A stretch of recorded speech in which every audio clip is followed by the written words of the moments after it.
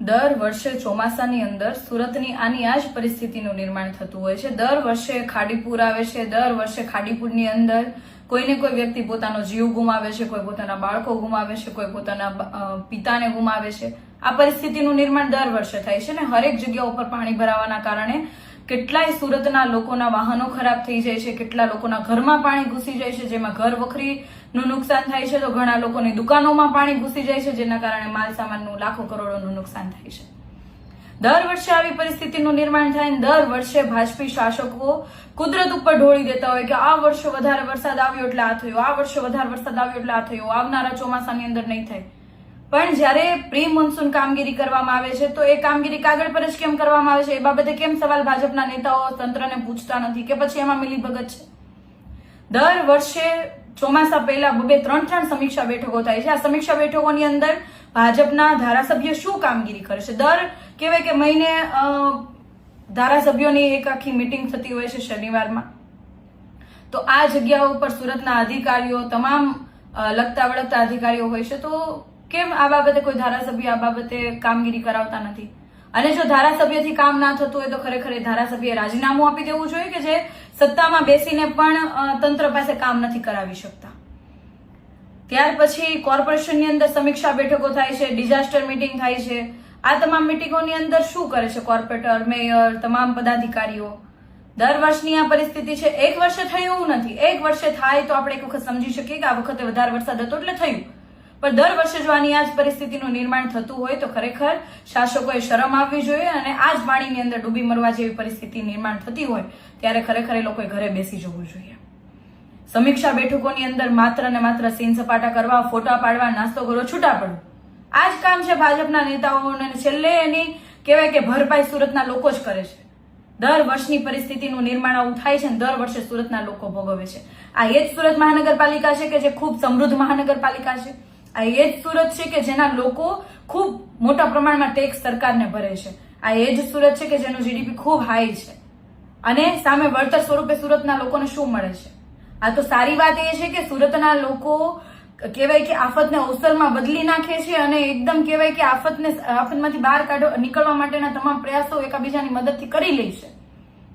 પણ તંત્રની શું જવાબદારી? પાણી ભરાયું હોય તો એની કાઢવાની જવાબદારી નથી, કેમ કે જો કોઈ પણ બેઝમેન્ટમાં પાણી ભરાઈ જાય છે તો પણ પૈસા ભરીને એ લોકોએ બેઝમેન્ટમાં પાણી કાઢવા માટેના મશીનો મંગાવવા પડે છે। તંત્રની કોઈ જવાબદારી જ નથી બનતી તો લોકો શા માટે વેરો ભરે છે? આવા નિયમો શા માટે બનાવવામાં આવે છે અને શા માટે એની કોઈ વ્યવસ્થા કરવામાં નથી આવતી? આ વર્ષે આ ચોમાસાની અંદર 15 થી વધારે લોકો મૃત્યુ પામ્યા છે, તો એના માટે જવાબદાર કોણ છે?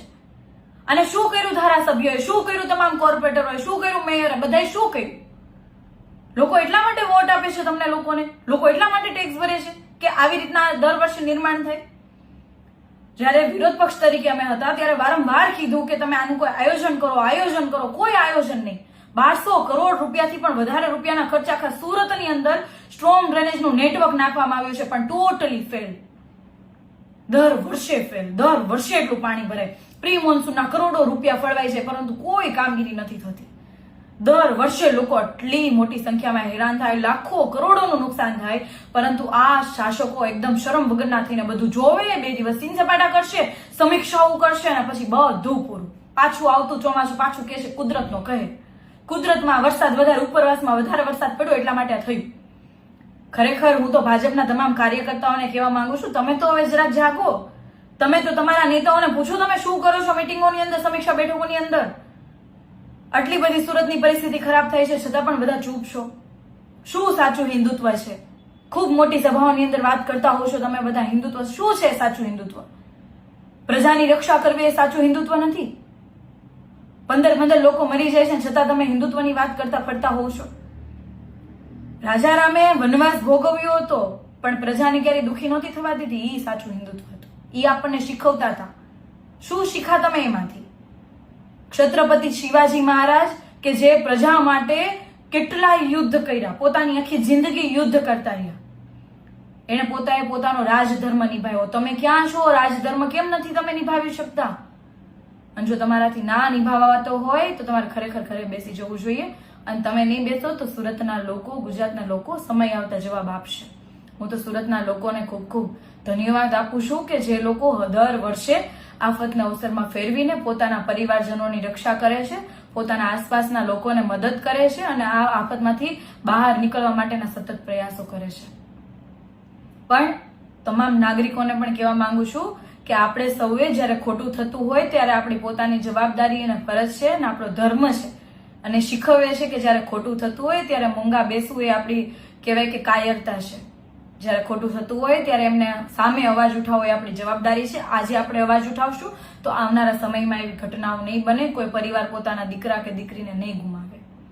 અને શાસકોમાં થોડીક પણ શરમ વધી હોય તો એ આ પ્રી મોન્સૂન કામગીરીના આંકડાઓ ડિક્લેર કરે કે આ કેટલી કામગીરી થઈ ડિક્લેર કરે, ખાડીની અંદર કરોડો રૂપિયા જે ફાળવા થાય એમાં કઈ કઈ કામગીરીઓ થઈ એ બધું ડિક્લેર કરે, કોન્ટ્રાક્ટરોના નામ સાથે આ કોન્ટ્રાક્ટરને આટલા રૂપિયા ચૂકવ્યા. તમે કઈ નહીં કરી શકો તો કઈ નહીં, સુરતના લોકો એને જવાબ આપી દેશે. જય હિન્દ.